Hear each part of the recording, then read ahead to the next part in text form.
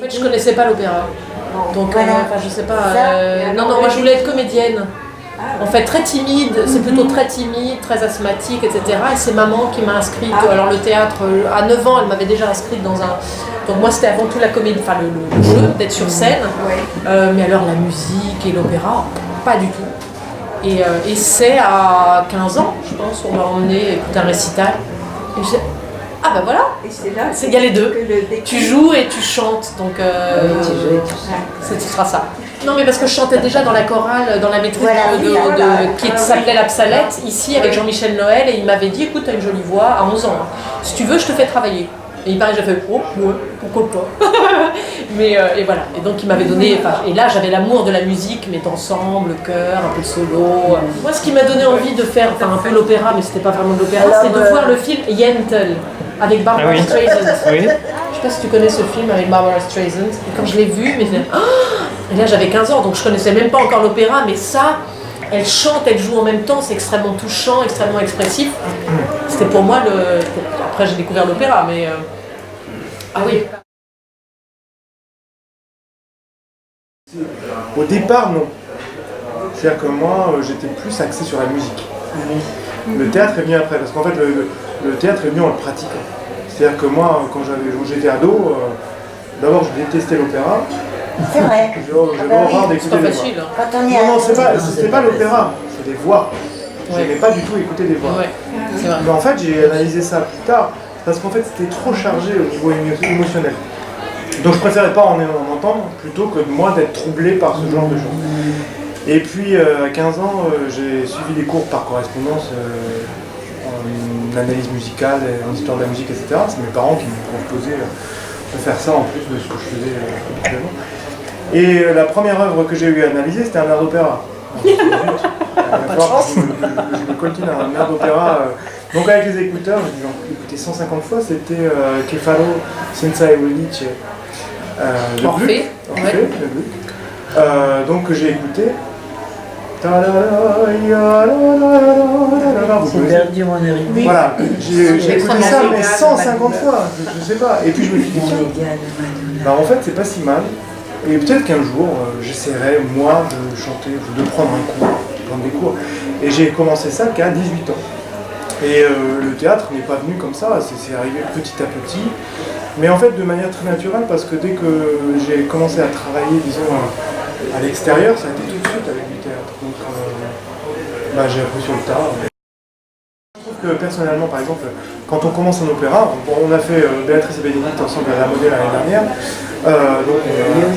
Voilà, on y a passé 2 mois. On a fait la Belle Hélène aussi. Et on a fait la Belle Hélène, on a fait des tas de choses. Moi, personnellement, quand je commence une production, les 2 premières semaines, c'est difficile.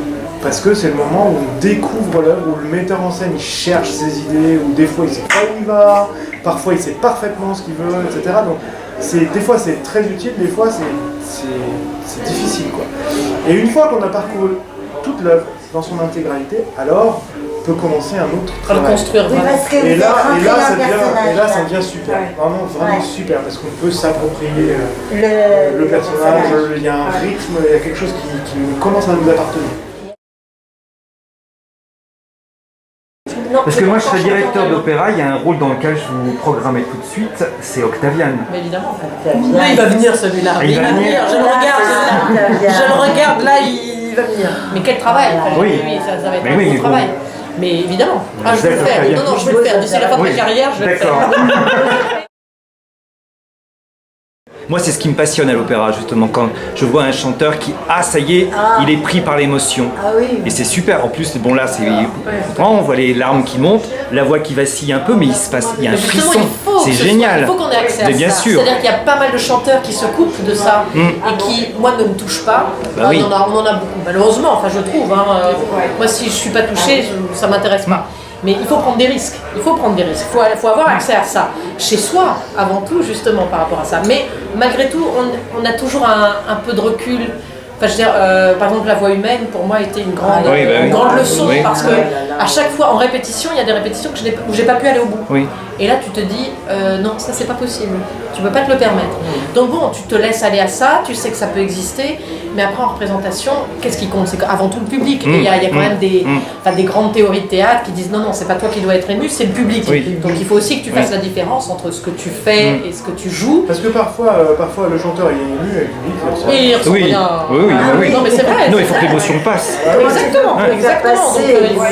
Mais c'est là où il faut être quand même très sincère. Alors voilà, après, on ne sait pas en fait, nous, quand on le fait. Exactement.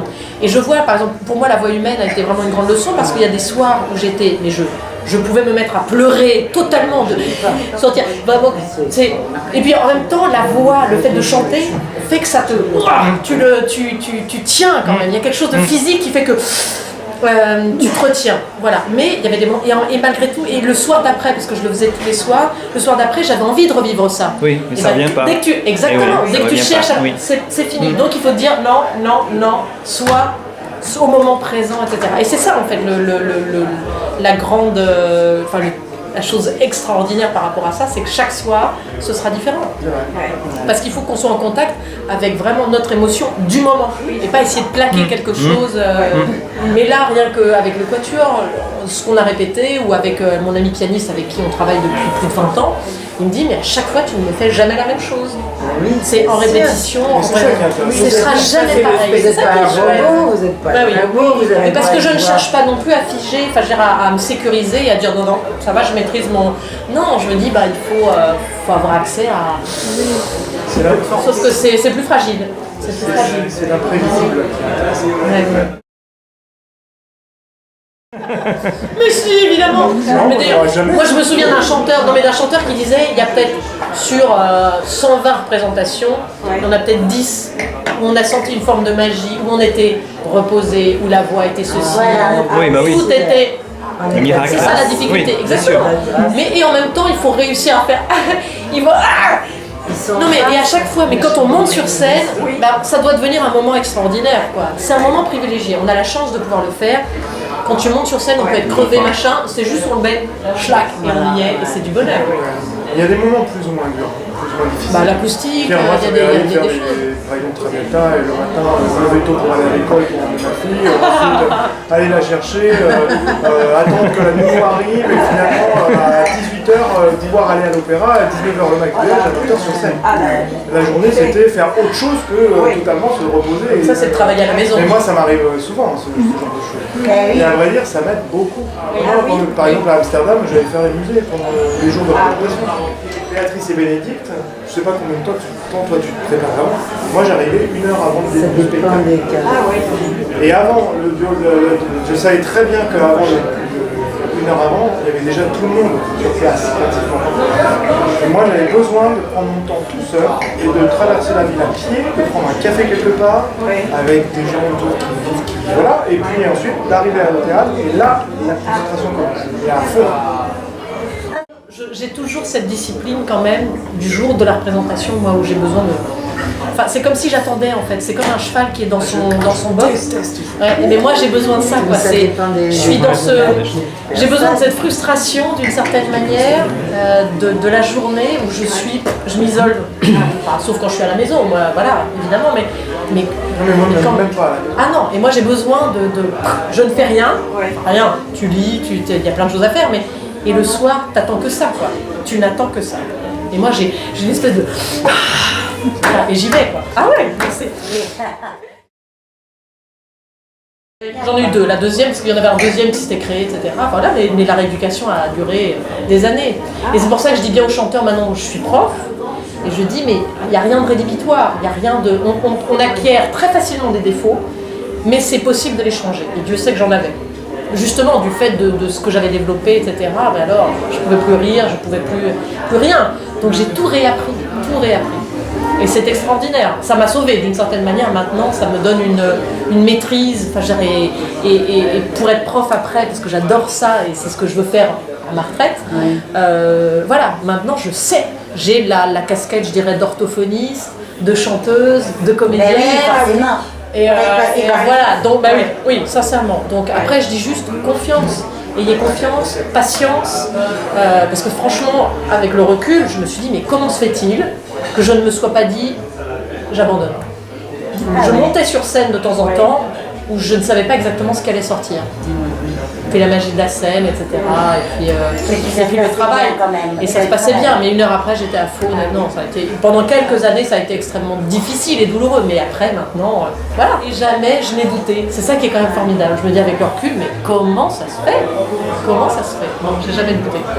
Le travail était, voilà, on travaillait avec un orthophoniste et Dieu sait que c'était non mais des trucs, oui non mais je fais faire de l'opéra ce soir, quoi, je vais chanter de l'opéra oui mais c'est comme ça.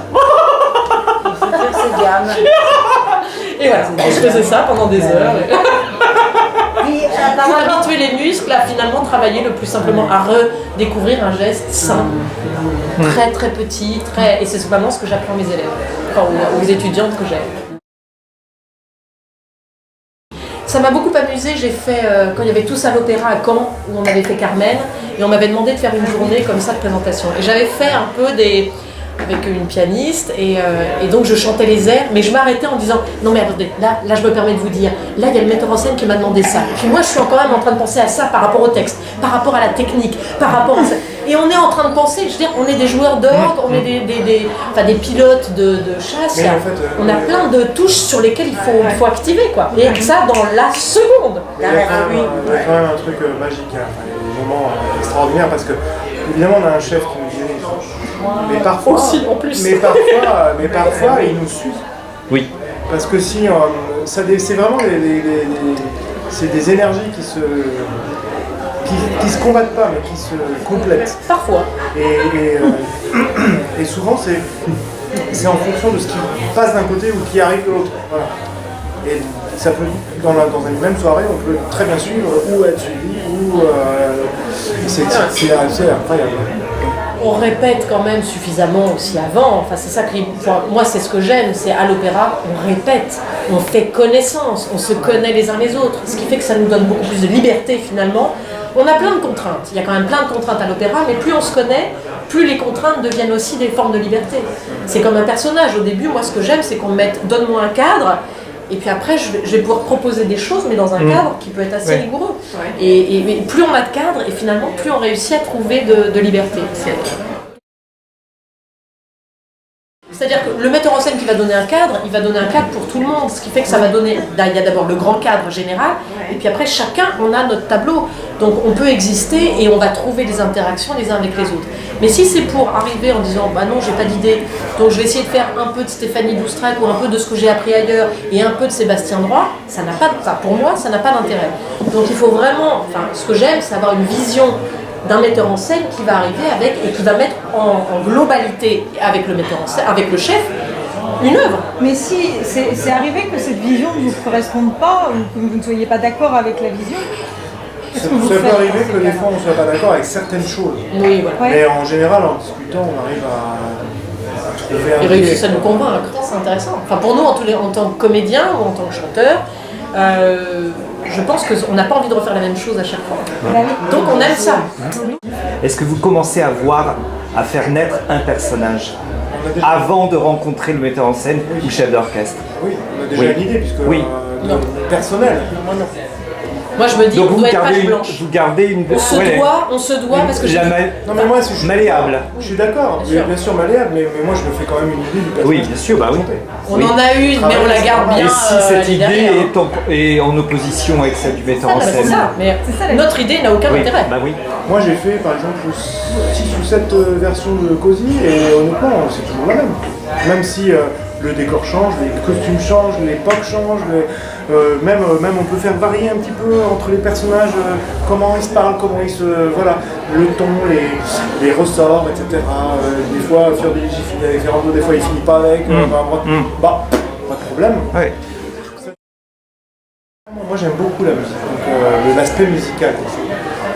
Donc il y a des œuvres qui m'ont marqué, par exemple The Rex Progress de Stravinsky, que j'ai adoré.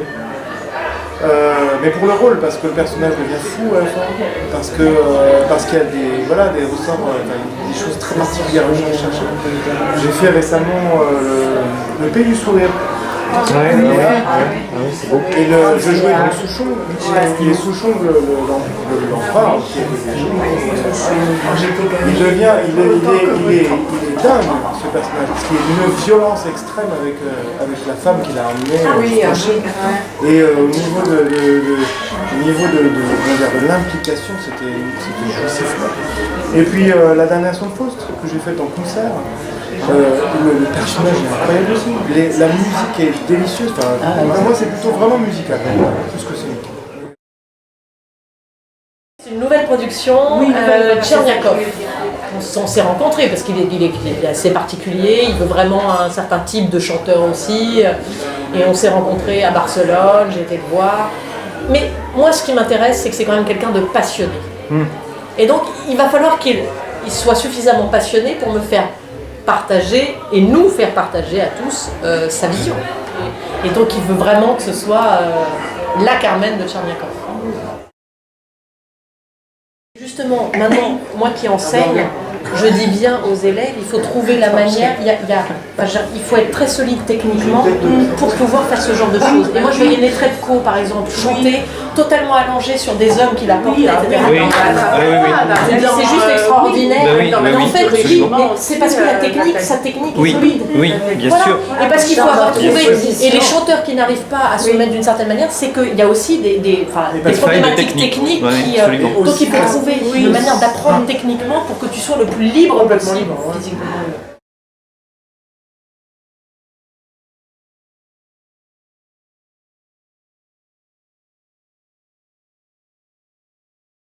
Non mais moi je suis pas ténor du tout. Moi je suis plus du côté castrat que ténor.